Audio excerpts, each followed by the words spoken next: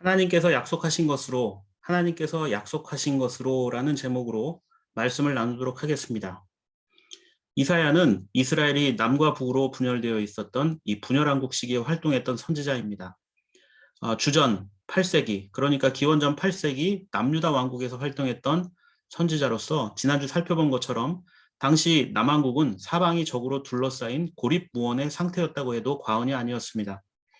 이사야는 우시야 왕부터 요담, 아하스, 히스기야 등 모두 4명의 왕이 통치하던 시기의 선지자였습니다. 그나마 이사야는 선한 왕이 3명이었고 유일하게 아하스만이 악한 왕으로 기록되어 있습니다. 그 중에서도 이사야 7장 1절엔 세 사람 왕의 이름이 등장하는데요. 바로 우시야, 요담, 아하스입니다. 아하스는 남유다의 12번째 왕인데 남유다 역사상 가장 무능하고 사악한 왕 중에 하나였습니다. 이사야 7장 1절, 2절 말씀을 보면 아하스 왕 시절에 벌어진 전쟁 이야기가 등장합니다. 이 말씀의 내용은 시리아, 즉 아람 군대와 북이스라엘 동맹군이 남유다 왕국을 침략해왔던 장면을 묘사하고 있습니다. 2절 말씀을 보시면 이 시리아 군대가 에브라임에 주둔하고 있다라고 이렇게 되어 있는데 시리아는 다른 번역에서는 아람이라고 합니다. 그래서 앞으로 시리아 또는 아람이라고 나오면 같은 나라구나라고 생각하시면 되겠습니다. 그리고 에브라임은 역시 마찬가지로 북이스라엘을 지칭하는 또 다른 표현입니다. 그래서 에브라임, 북이스라엘 이것이 같은 의미로 성경에선 사용되고 있습니다. 자, 시리아와 아람 그리고 에브라임과 북이스라엘은 같은 표현입니다. 자, 시리아에서 좀 헷갈리시면 안 되는데요. 이 두 나라보다 더 북쪽에 있었던 거대 제국이 바로 아시리아 또는 아수르라고 합니다. 그래서 시리아, 아람, 에브라임, 북이스라엘, 아시리아, 아수르 이 명칭들을 좀 혼란을 가지시면 안 될 것 같습니다. 자, 남유다 왕의 아하스 왕과 백성들은 전쟁이 벌어지니까 산천초목이 흔들리듯 두려움에 빠져 있었습니다. 자, 그러면 이 전쟁이 왜 일어났을까요? 더구나 시리아는 이방인이라 쳐들어올 수 있다고 해도 북이스라엘은 남유다 왕국과 함께 다윗과 솔로몬 시대까지만 해도 하나의 나라로 살던 형제지간입니다. 그럼에도 불구하고 왜 원수가 되어서 이렇게 전쟁을 하게 되었을까요? 우선 그 당시 국제 정세를 이해할 필요가 있습니다. 자, 남유다 왕국의 위치는 이곳입니다. 주변에 여러 나라들에 둘러싸여 있고 북쪽에는 가장 강력한 아시리아 제국이 있습니다. 이 아시리아 제국이 영토를 확장하기 위해서 남진 정책을 펼치게 됩니다. 이에 위기를 느끼게 된 시리아와 북이스라엘은 동맹을 맺고 여기에 대항하려고 했습니다. 그런데 자기들만의 힘으로는 아시리아라는 거대한 나라에 대항하기가 힘드니까 남유다 왕국도 동맹에 참여해서 함께 싸울 것을 요청합니다. 그런데 남유다 왕국의 아하스는 이를 거절해 버렸습니다. 그러자 뒤가 불안해진 시리아와 북이스라엘 동맹은 우선 후방의 적을 없애야 우환이 없잖아요. 그래서 남유다를 침공을 합니다. 여기까지가 이 전쟁이 벌어지게 된 역사적 이유입니다. 그러나 성경은 이 전쟁의 원인이 이런 국제 정세가 아니라 아하스와 그 백성들의 타락을 하나님께서 치신 것이다 라고 설명합니다. 성경에 기록된 아하스의 행적을 보면 그는 무능하고 이기적인 사람이었습니다. 그러한 사람이 지도자가 되면 그 나라가 어떻게 되는가를 잘 보여주고 있습니다. 이 아하스의 행적을 살펴볼 수 있는 기록이 역대하 28장에 나타나고 있는데 1절과 2절 말씀을 보면 아하스는 20살의 왕이 되었습니다. 그가 왕이 되고 나서 했던 첫 번째 일은 안타깝게도 우상을 섬기는 것이었습니다. 그리고 오늘 본문에 등장하는 이사야와 같은 예언자들의 말씀을 거부했습니다. 자, 하나님의 말씀을 거부하고 자신의 어떤 혈기와 계획으로 모든 일을 하려고 했습니다. 그럼에도 불구하고 그는 미신적인 요소들에 너무 심취해 있었던 것 같습니다. 그가 펼친 미신적 행위들을 보시면 3절에 흰놈 골짜기에서 사람을 분향, 태워서 제물로 바쳤다 이렇게 나오죠. 인신공양은 하나님께서 철저히 금지하신 행위입니다. 그래서 이방의 역겨운 풍속이다라고까지 이야기하고 있습니다. 그리고 4절을 보면 산당을 지어서 이방신을 섬겼다 이렇게 되어 있습니다. 자, 이런 사람이 왕으로 있으면 하나님께서 가만 두시겠습니까? 그럴 수가 없겠죠. 그래서 5절 말씀을 보면 시리아와 북이스라엘에 의해서 하나님께서 아하스를 징계하러 전쟁을 일으키셨습니다. 이 전쟁으로 남유다 왕국은 심대한 타격을 입게 됩니다.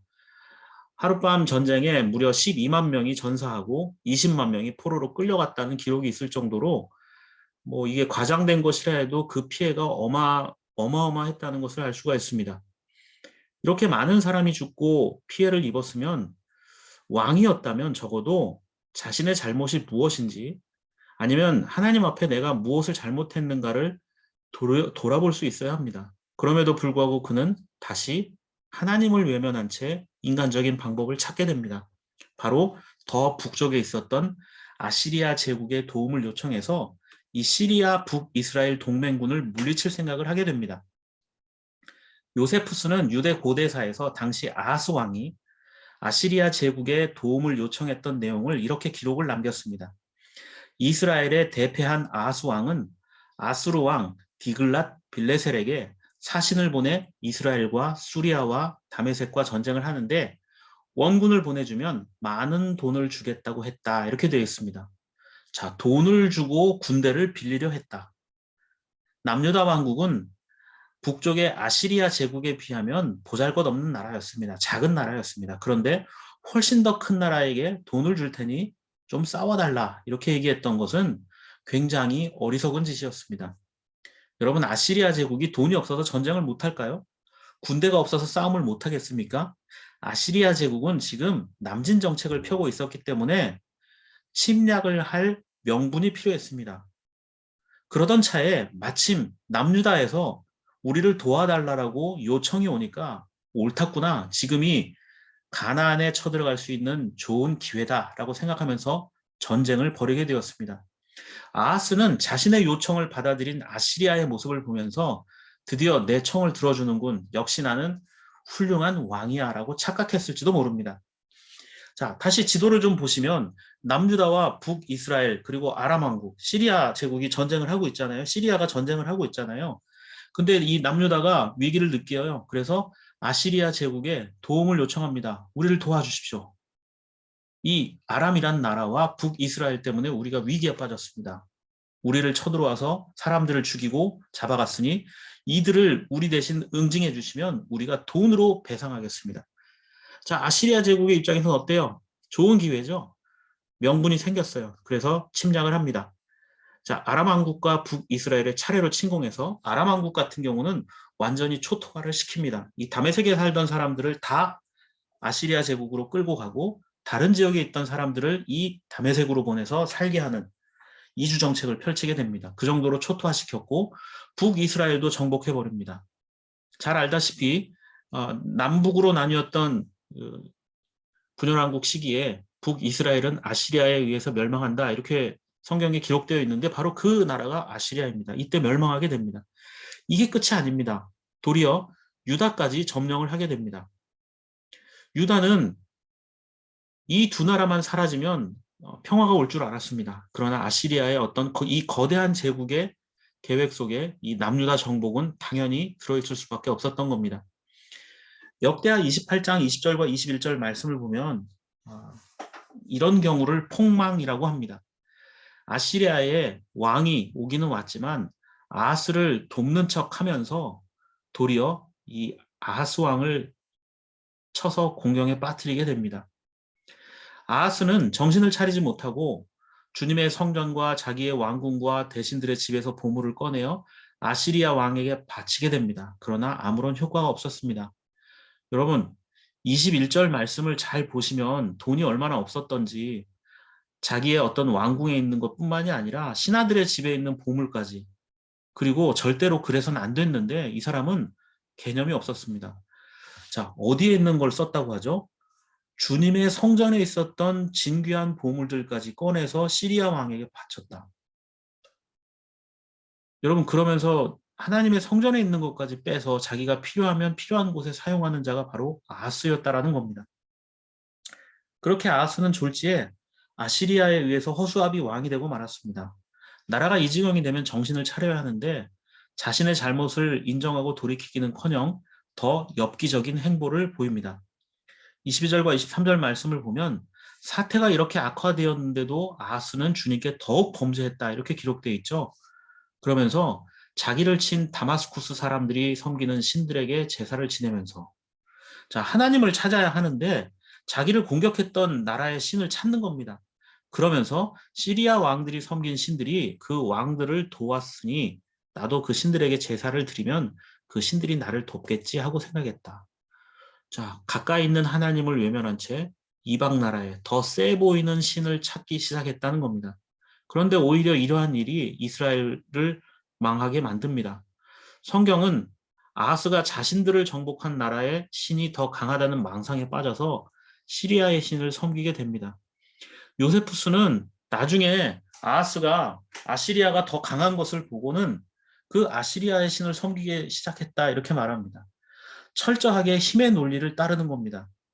저는 아하스의 모습을 보면서 어쩌면 지금 우리들의 모습이 아닐까라는 생각을 해보게 됩니다. 지도자는 무능하고 권력을 가진 자들은 자기의 이속을 챙기기에 바쁘고 주변의 나라들은 자국의 이익만을 탐하고 설상가상 교회마저도 세속화되어 간다면 이 세상엔 소망이 무엇이 있겠습니까? 하지만 더 무서운 것은 하나님을 향한 아하스의 태도입니다. 그는 철저하게 하나님을 외면하는 것이 아니라 아예 무시를 해버립니다. 이러한 왕에게 아하스에게 이사야가 오늘 말씀을 통해서 경고를 계속합니다. 이사야 7장 10절과 12절 말씀을 보면 이사야를 통해서 하나님께서 아하스에게 경고하셨죠. 그래서 11절 말씀을 보면 너는 주 너의 하나님에게 징조를 보여달라고 부탁하여라. 저 깊은 곳 수월에 있는 것이든 저 위 높은 곳에 있는 것이든 무엇이든지 보여달라고 하여라.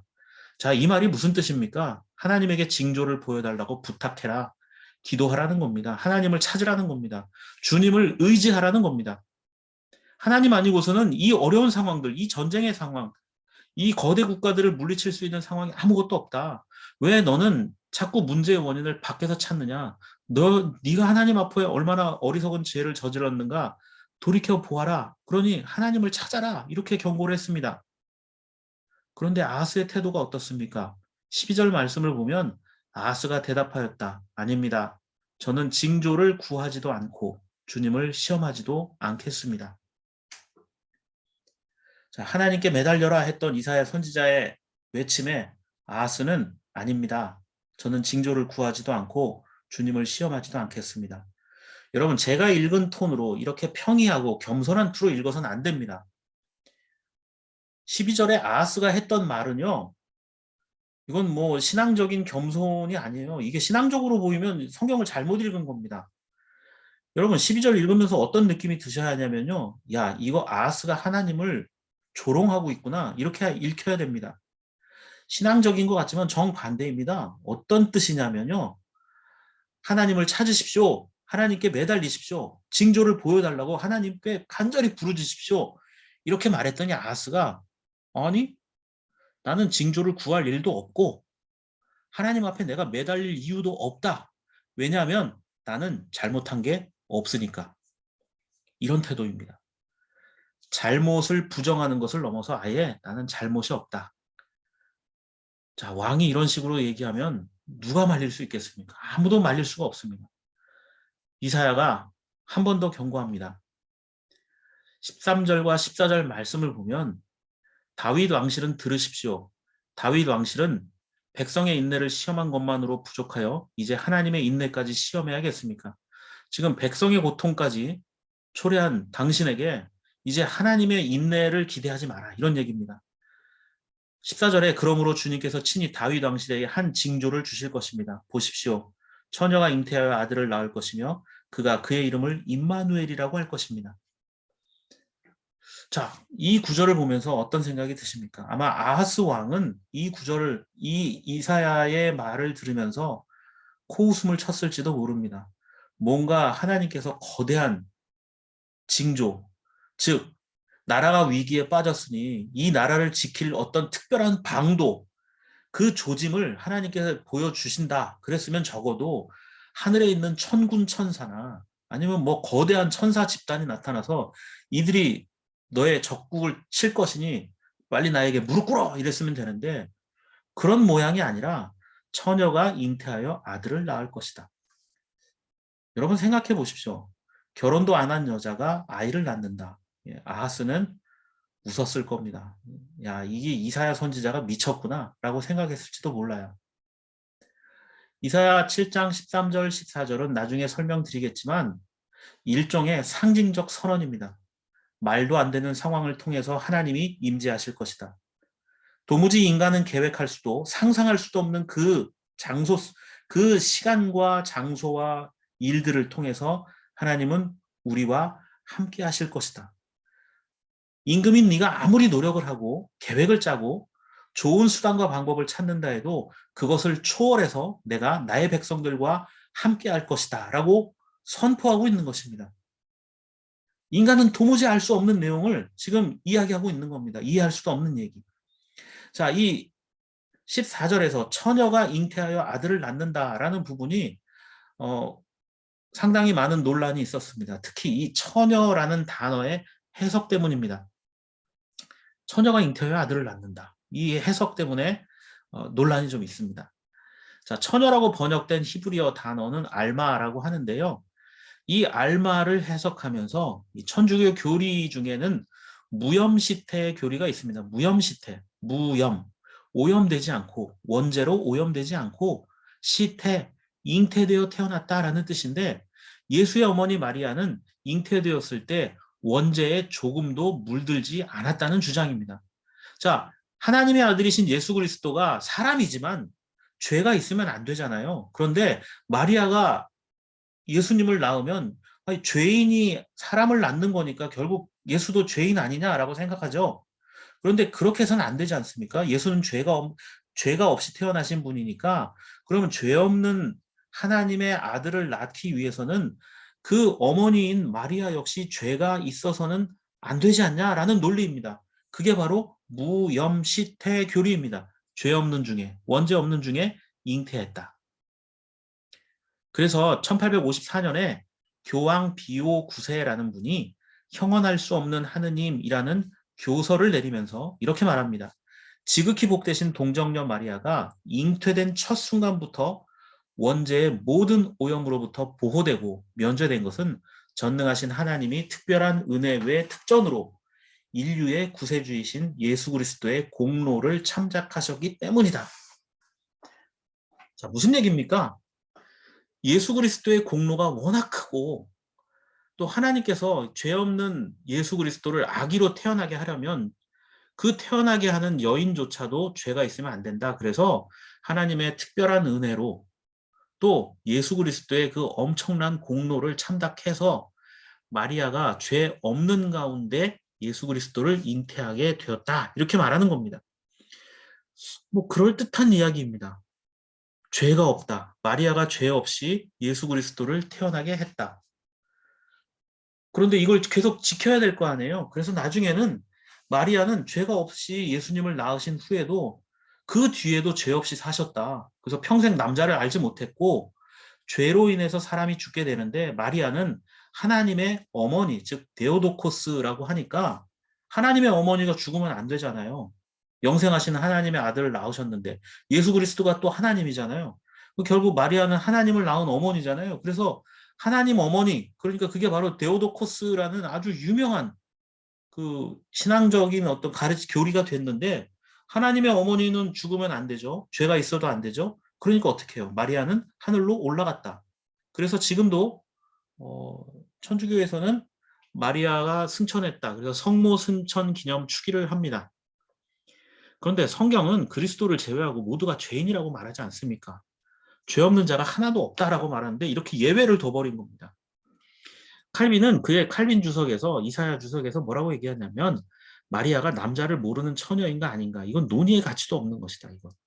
왜냐하면 자연 질서에 의해서가 아니라 성령의 은혜로운 힘에 의해 잉태하게 될 한 처녀를 말하고 있는 것이다. 그러니까 마리아가 처녀냐 아니냐 이게 중요한 게 아니라 하나님께서 그 사람에게서 누구를 태어나게 했느냐 이 일들이 사람이 한 게 아니라 하나님이 하신 것이다.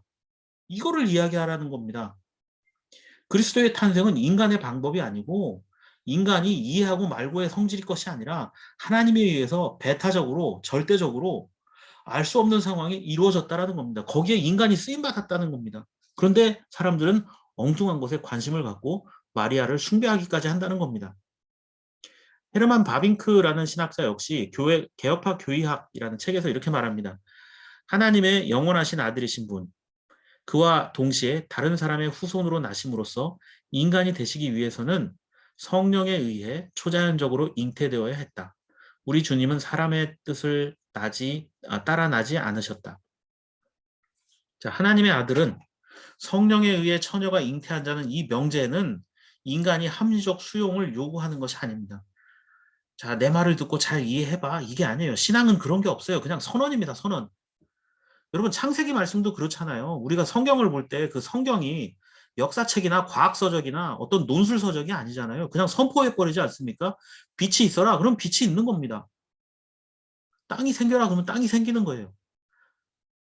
하나님께서는 그냥 그분이 원하시는 방식과 원하시는 때에 원하시는 것들을 통해서 일하시는 분이시지 우리에게 이렇게 하면 될까요? 라고 묻는 분이 아니에요. 인간에게 동의를 구하지 않습니다. 인간은 의로운 자가 없기 때문이고 다 죄인이기 때문이에요. 동정녀에게서 아이가 태어난다. 처녀가 잉태해서 아이를 낳는다. 이것이야말로 인간이 할 수 없는 것이라면 야 이건 사람이 할 수 없는 일이다. 이건 하나님 하시는 일이네. 라고 깨달으라는 겁니다. 우리가 대림절 기간에 묵상하는 메시아 탄생에 관한 말씀들은 하나같이 인간의 죄악으로 인해 소망도 끊어지고 절망적인 상황들 속에서 주어졌던 것입니다. 왕이 타락하고 전쟁이 났고 소망이 다 무너져버린 그때 하나님께서 말씀하시는 거예요. 아이가 태어날 것이다. 처녀가 잉태하여 아이를 낳을 것이다. 우리가 볼 땐 세상살이의 경험과 욕심 가운데 죄악 가운데 사는 사람들이 볼 때에는 하나님의 이런 약속들이 다 무의미한 것 또는 말도 안 되는 소리처럼 여겨집니다. 그럼에도 불구하고 하나님께서 여전히 우리를 사랑하시기 때문에 너희들이 이해할 수 없는 방식으로 내 사랑을 표현해 주겠다라고 말씀하신다는 겁니다. 여전히 자기중심적으로 살고 있지만 그럼에도 불구하고 주님이 우리와 함께 하신다는 것을 보여주시기 위해서 바로 하나님께서는 처녀에 의해서 아이가 태어나도록 하셨다라는 겁니다. 말도 안 되는 상황이지만 이건 하나님이 아니고는 설명할 수 없는 상황을 만드신다는 거예요. 자, 그렇게 말도 안 되고 소망도 없고 절망적 그 순간에도 하나님께서는 여전히 우리와 함께 하신다. 그래서 이름을 임마누엘이라고 해라 이렇게 말씀하고 있습니다. 하나님이 함께 하신다. 두 번째 본문인 로마서 1장 2절과 4절 말씀을 보면 3절에서 바울은 예수 그리스도가 육신으로는 성경에 약속된 다윗의 자손, 즉 율법 아래 있는 모든 사람들처럼 그냥 평범한 하나의 인간으로 태어나신 분이다. 예수는 완전한 사람이에요. 우리와 똑같은 성정을 지닌 사람으로 태어났습니다. 그런데 구원자가 되기 위해서는 한 가지 필요한 게 있죠. 모든 사람은 죄인이지만 예수 그리스도는 처녀에 의해서 태어난 그 아이는 죄가 없어야 한다는 겁니다. 아브라함 이래로 많은 사람들이 하나님과의 어떤 그 율법, 행위 언약 안에 있었습니다. 할례를 받고 그 약속의 징표를 이렇게 보여주는 그런 것들을 통해서 하나님과의 어떤 약속 가운데 있었습니다. 그런데 예수 그리스도는 전혀 다르죠. 우리 인간이시지만 사람이지만 그분은 죄가 없는 분입니다. 그래서 4절 말씀처럼 성령에 의해서 완전하신 하나님의 아들, 자, 완벽하신 인간으로 태어나신 그분이 죄가 없어야만 죄 가운데 있는 인간들을 구원하실 수가 있다는 겁니다. 그래서 유일한 중보자라고 말하는 겁니다. 인간으로 태어나셨지만 그 탄생은 전적으로 하나님의 방법대로 태어나셨다라는 겁니다. 이런 사실을 이해하고 받아들일 수 있는 사람들이 얼마나 되겠습니까? 믿음이 아니고서는 깨달을 수가 없습니다. 죄로 인해 오염된 인간은 더더욱 알 수가 없습니다. 그래서 어떤 일이 일어납니까? 마태복음 1장 18절과 19절 말씀을 보면 마리아의 정혼자였던 요셉이 있죠. 이 요셉이 결혼도 하기 전에 마리아가 임신했다는 사실을 알고 조용히 파혼을 하려고 합니다. 이게 지극히 상식적인 반응입니다. 이스라엘에서는 결혼하기 전에 결혼 약속을 하잖아요. 집안과 집안끼리. 그러면 약 6개월간 결혼을 약속한 여인은 자기 친정에 머물러 있어야만 했습니다. 밖에 외출하거나 다른 사람을 만나는 게 허용되지 않았어요. 왜 그럴까요? 혹시라도 결혼하기 전에 누군가와 부정한 행위를 해서 아이를 갖게 됐는데 그 아이가 태어나면 새로 결혼한 사람 집에 들어갔을 때 그 사람의 재산을 다 소유하게 되잖아요. 그러니까 이런 거는 그 당시 관습에서는 있을 수가 없는 일입니다. 자, 부정한 몸으로 들어가서 남의 재산까지 탈취한다. 이거는 말이 되지 않습니다. 그래서 철저히 가부장적 사회였기 때문에 결혼을 약속한 사람이 있으면 6개월 이상을 자기 친정에서 관찰을 합니다. 혹시라도 임신을 했을까 봐. 그 6개월이 지나야만 정식으로 혼례를 올리게 되어 있습니다. 그런데 지금 그 기간에 마리아가 잉태한 사실을 알게 되었습니다. 요셉은 어때요? 일반적인 사람들이었으면 이걸 신고해야 됩니다.